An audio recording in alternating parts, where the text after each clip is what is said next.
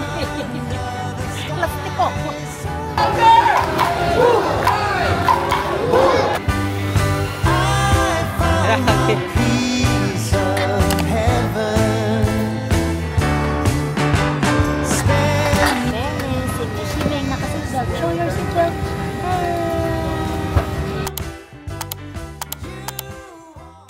Good morning everyone, welcome back to another vlog. It's our third day here in Hong Kong and this will be our last day. Magche-check out na kami dito sa Hollywood, Disney Hollywood Hotel. And I think pwede naman iwan yung mga gamit sa baba because we will still go to Disneyland. Today is our official second day sa ticket namin sa Disney. And then, ang flight namin will be 6 p.m. So, we will be leaving the park siguro mga 3, ganon, or 2:30. Kasi 15 minutes away lang naman ang airport dito. So, we will see. Ay, is it? This is Mishi Beng Beng na nagpapasaway. Hinihila po yung TP roll. Tapos, nung tinanggalan ni Mami yung toilet paper, anong ginawa? Ibinabalik niya yung mga natanggal na niyang toilet paper dun sa taas. Para may hilain pa rin siya. Sasakay po kami ng train today kung makakasakay kami. Si Mishi, mahalata mo talaga, she's happy here. Napagod na naman siya kahapon, of course. Niliguan ko siya right after namin dumating dito and nakatulog siya agad. Tapos, nagising siya, alas 6 na diretso yung tulog niya. Pero upon waking up, sobrang grabe, hindi namin maintindihan. Gusto pa ata niyang matulog, pero hindi siya makatulog, ganun. So, nakapoop na rin siya. So, ready to go na talaga siya. Kami na lang ang hindi kasi yung mga gamit namin ay ipapack pa namin. May mga hindi pa kami na-impake.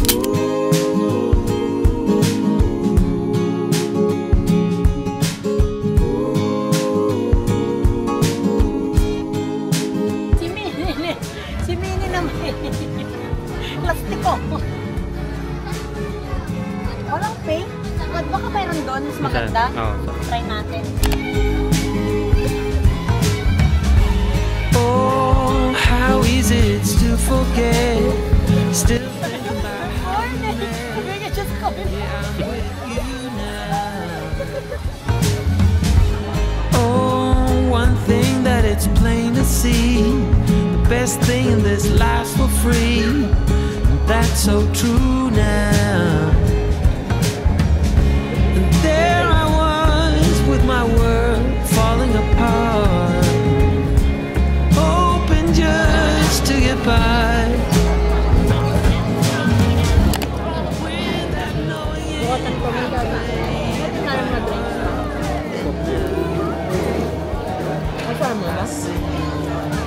Sarap naman. Hindi siya dry. Nakikitin ng talikwa.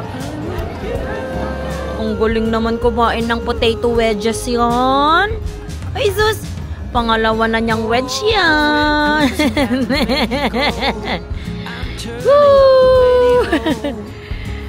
Later again. Kain ka pa, okay? Kain ka muna. You and me, we know that love is in the air, like the wind blowing through your hair. Oh, I'm with you now. Magwa-watch. Moana! Moana!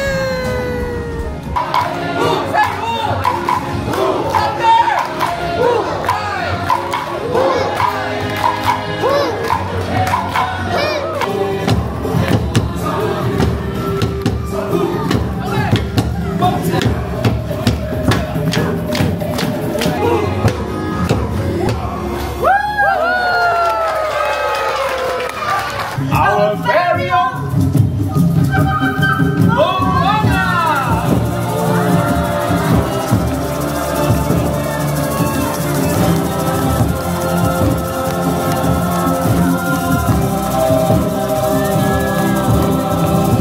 He's just pretending. Got it. Now where was he?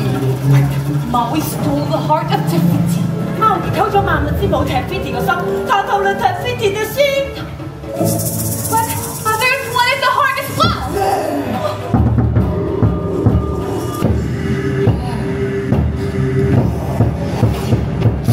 Thành個你梗唔得啦！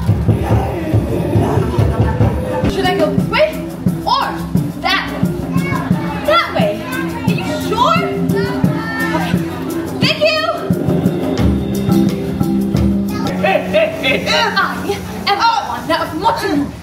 You will board my boat and restore the heart of Tefiti. Hey, hey! Owen! Hey, hey! That's the heart! Come on!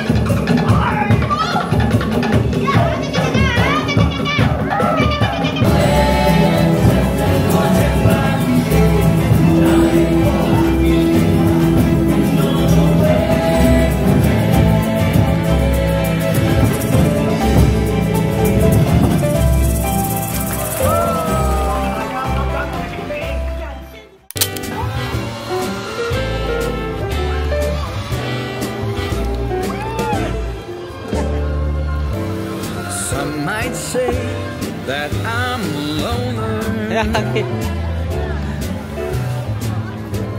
but I just call it being free. I am my heart's only owner, or at least I used to be. Mishi, say bye-bye Disneyland. Now wildfire Bye-bye is raging Disneyland. deep inside, and my heartstrings are pulling like the tide, and the match that drew a spark was a single stolen kiss, and if that ain't love, I don't know what is.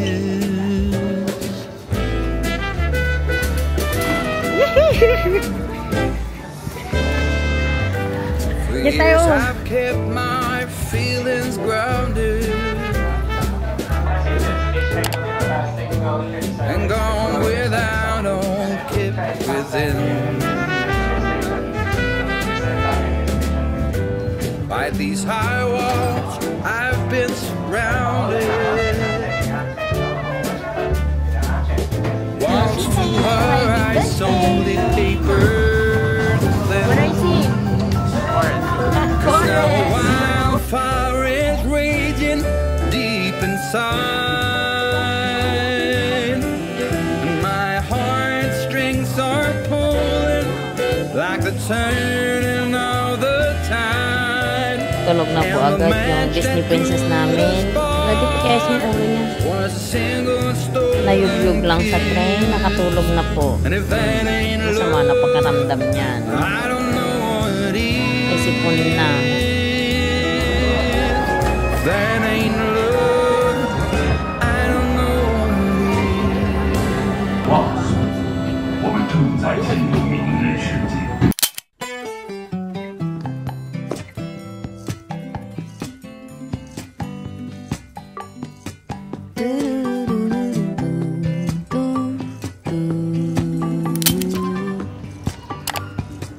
Hey mama, could you get up soon? I get so cold in the other room. Here I am, honey, half awake. Get yourself moving and you'll be okay.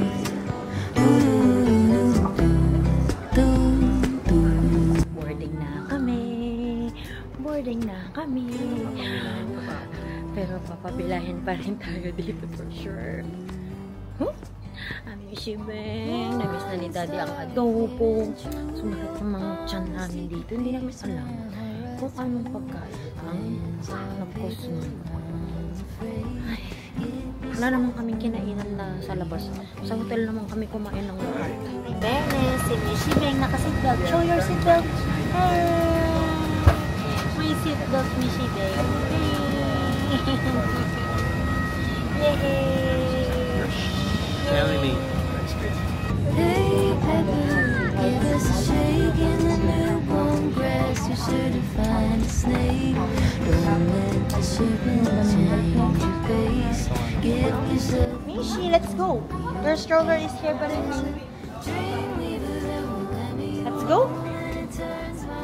Hey guys! So, Pilipinas na po kami. Welcome back to the Philippines.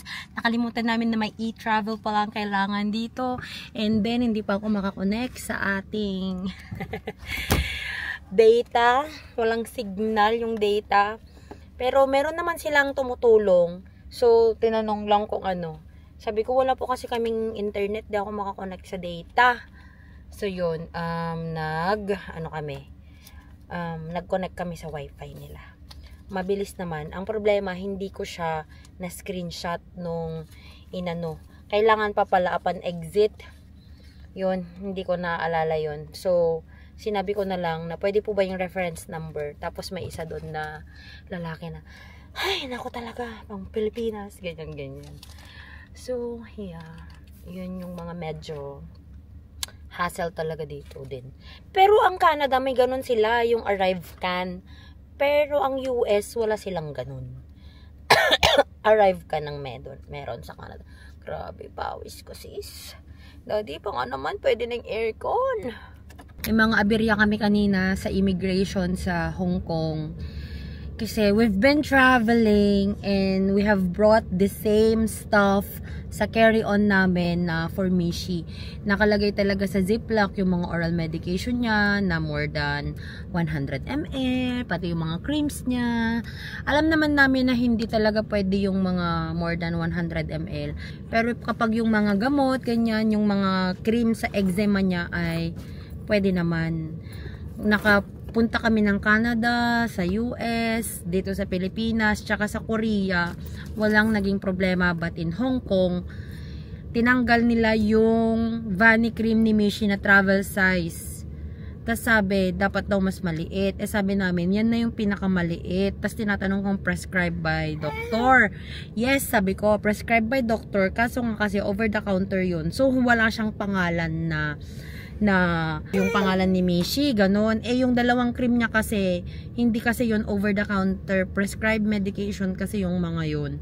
Kaya may pangalan siya. Kasi yun, napasok namin sa insurance, talagang kinuha sa pharmacy, pero yung lotion niya na pangkatawan, wala. Sabi na, policy, blah, blah, blah. Ayaw kong ipatapon, so bumalik si daddy doon sa check-in, kasama niya yung officer. Only to find out na kapag ipaparetrieve daw namin yung check-in luggage namin, he needed to wait for 2 hours. Sabi ko, wag na, itapon na. So, pag ubalik namin ng US next week, we need to buy a smaller canister para makatransfer ako from the big tub. Buti na lang may big tub dun si Mishi. Paano na lang kung yun lang yung dala namin na ano, pang travel niya. Ay, buti na lang talaga nagdala ako kasi iniisip ko yun lang yung dadalhin ko yung travel size na yun eh. Buti na lang talaga. So, I can transfer some sa smaller. Good mood na po siya. Iyak siya kanina ng iyak sa aeroplano. Tinanong ko kung pwede bang magkatabi kami. Kasi sa Cebu Park, pinagtabi naman kami. Sabi nung nasa counter, pinagtabi ko na po kayo and we did not pay anything. Tapos ngayon pauwi kasi Hong Kong Express. First time namin sa Hong Kong Express. Tapos nagbayad kami ng almost $500. So, nung ginamit ko yung card ko, ang conversion niya is 19 point something USD and 20 point something USD. Kaya kami nandun sa pinakaharap ng eroplano. And then, nakita niya na may carry-on kami guys na luggage. Ang laman lang nun is 5 kilograms.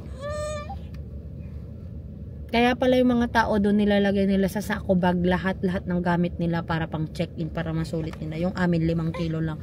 Pinabayaran nila ng 600 Hong Kong dollars para sa 5 kilo. Kasi daw, yung binook daw naming ticket ay hindi daw included yung carry-on na yung may gulong. Ang included lang daw ay mga bags.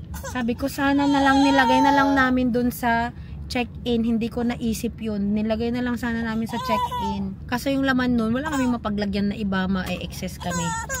Ay, ngayon lang ako na hindi nakapagdala ng eco bag.